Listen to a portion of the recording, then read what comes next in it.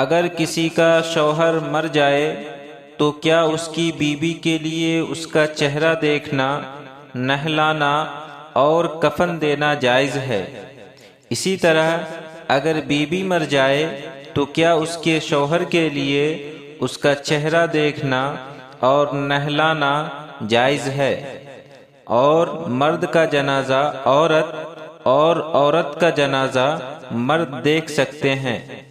جواب یہ ہے کہ اگر کسی خاتون کا شوہر مر جائے تو اس خاتون کے لیے اپنے شوہر کا چہرہ دیکھنا، غسل دینا، کفنانا جائز و درست ہے۔ اور اگر کسی شخص کی بیوی مر جائے تو شوہر کے لیے اس کو نہلانا اور بدن کو چھونا جائز نہیں ہے، البتہ چہرہ دیکھنا اور جنازہ اٹھانا جائز ہے، کیونکہ غسل وغیرہ جائز ہوا ہے نکاح کی وجہ سے۔ عورت کے مرنے کے بعد بھی عدت کے گزرنے تک عورت کے حق میں نکاح باقی رہتا ہے تو عورت اپنے شوہر کو غسل وغیرہ دے سکتی ہے۔ بیوی کے انتقال کے بعد شوہر کے حق میں بالکل نکاح ختم ہو جاتا ہے، اور مرنے کے بعد جو موت سے پہلے اس کی بیوی تھی اب اجنبیہ ہو گئی، لہذا مرد کے لیے غسل دینا اور اس کے بدن کو چھونا جائز نہیں ہے۔ سوال نمبر 3 کا جواب یہ ہے کہ مرد کا جنازہ مرد دیکھ سکتا ہے اور عورت کا جنازہ عورت دیکھ سکتی ہے۔ عورت کے لیے مرد کا جنازہ دیکھنا اور مرد کے لیے عورت کا جنازہ دیکھنا جائز نہیں ہے، البتہ محرم رشتہ دار دیکھ سکتے ہیں۔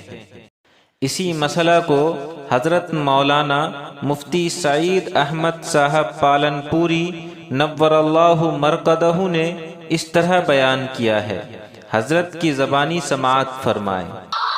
اور جنازہ کو دیکھنے کے بارے میں وضاحت کر دیجیے۔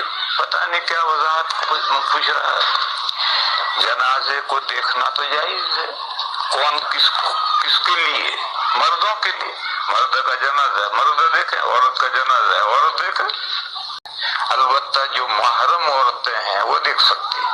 مرد کا جنازہ ہے اور عورت بیوی ہے، ماں ہے، بہن ہے، بیٹی ہے، وہ دیکھ سکتی ہے۔ بیوی دیکھ سکتی ہے، وہ نہ صرف ایک بیوی ہے، وہ مرنے کے بعد بھی عدت میں ہوتی ہے، جب تک عدت میں ہوتی نکاح باقی ہوتا ہے، اس لیے دوسرا نکاح نہیں کر سکتی۔ بیوی بھی دیکھ سکتی ہے، محرم عورت بھی دیکھ سکتی ہے، لیکن اجنبی عورت نہیں دیکھ سکتی۔ عورت کا جنازہ ہے، شوہر دیکھ سکتا ہے